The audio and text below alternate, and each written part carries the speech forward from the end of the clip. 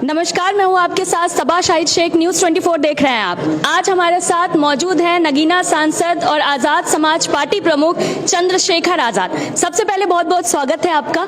सबसे पहला सवाल तो मेरा आपसे यही है कि कहीं ना कहीं अगर बात की जाए तो इस बात की चर्चाएं तेज हो गई है कि मायावती का जनाधार कहीं ना कहीं सिमटता जा रहा है और उनकी जगह आप लेते जा रहे हैं। देखिए, एक समय कांग्रेस सत्ता में थी, उत्तर प्रदेश में भी और देश में भी, लेकिन उत्तर प्रदेश में उनकी हालत बड़ी ख़राब है और दूसरी पार्टी को मौका मिला।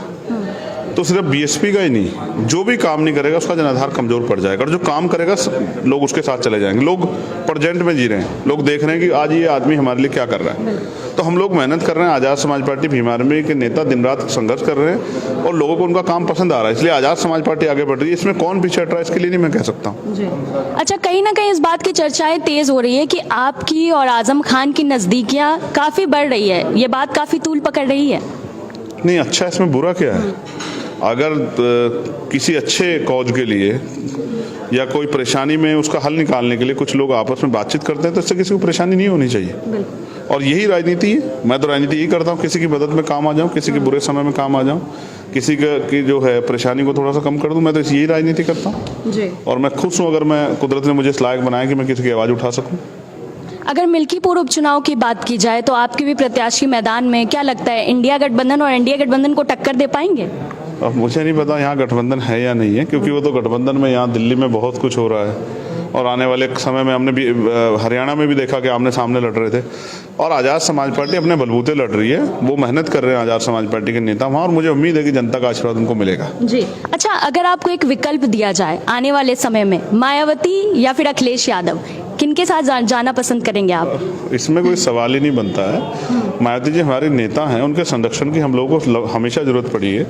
मैं चाहता हूं कि उनका आशीर्वाद मुझे मिले, इसमें कुछ सोचने की बात ही नहीं, इसमें ये सवाल ही नहीं है। तो मेरा स्पष्ट जो है मेरी लाइन है कि मैं अगर बहन जी का आशीर्वाद कभी भविष्य में मुझे मिलेगा, और आप सोचिए जिस दिन वो दिन आएगा उस दिन आप देखिए भारतीय राजनीति में एक बहुत बड़ा बदलाव होगा। बिल्कुल।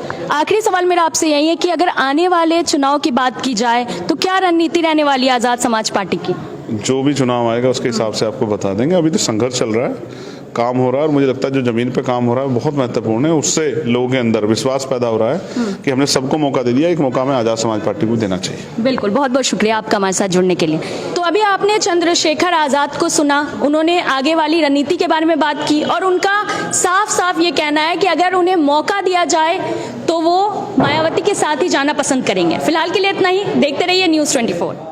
नमस्कार, मैं हूं आपके साथ सबा शाहिद शेख। न्यूज़ 24 देख रहे हैं आप। आज हमारे साथ मौजूद हैं नगीना सांसद और आज़ाद समाज पार्टी प्रमुख चंद्रशेखर आज़ाद। सबसे पहले बहुत बहुत स्वागत है आपका।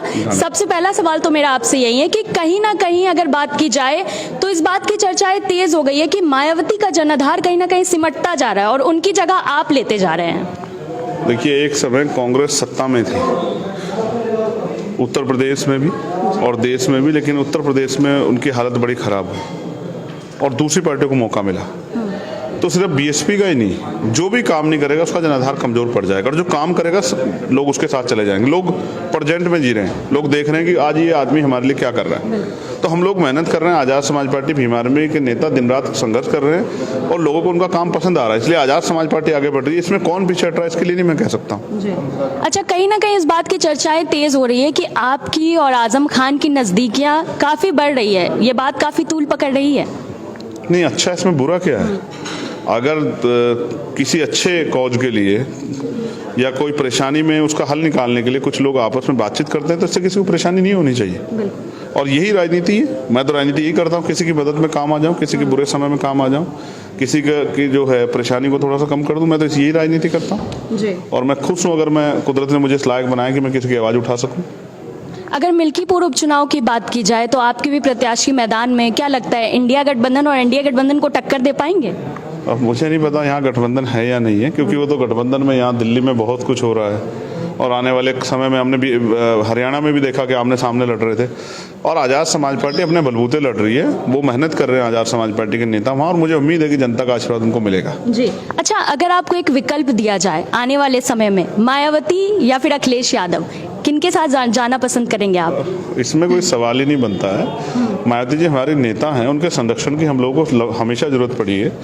मैं चाहता हूं कि उनका आशीर्वाद मुझे मिले, इसमें कुछ सोचने की बात ही नहीं, इसमें ये सवाल ही नहीं है। तो मेरा स्पष्ट जो है मेरी लाइन है कि मैं अगर बहन जी का आशीर्वाद कभी भविष्य में मुझे मिलेगा, और आप सोचिए जिस दिन वो दिन आएगा उस दिन आप देखिए भारतीय राजनीति में एक बहुत बड़ा बदलाव होगा। बिल्कुल। आखिरी सवाल मेरा आपसे यही है कि अगर आने वाले चुनाव की बात की जाए तो क्या रणनीति रहने वाली है आज़ाद समाज पार्टी की? जो भी चुनाव आएगा उसके हिसाब से आपको बता देंगे। अभी तो संघर्ष चल रहा है, काम हो रहा है, और मुझे लगता है जो जमीन पे काम हो रहा है बहुत महत्वपूर्ण है। उससे लोगों के अंदर विश्वास पैदा हो रहा है कि हमने सबको मौका दे दिया, एक मौका हमें आज़ाद समाज पार्टी को देना चाहिए। बिल्कुल, बहुत बहुत शुक्रिया आपका हमारे साथ जुड़ने के लिए। तो अभी आपने चंद्रशेखर आज़ाद को सुना, उन्होंने आगे वाली रणनीति के बारे में बात की और उनका साफ साफ ये कहना है कि अगर उन्हें मौका दिया जाए तो वो मायावती के साथ ही जाना पसंद करेंगे। फिलहाल के लिए इतना ही। देखते रहिए News 24।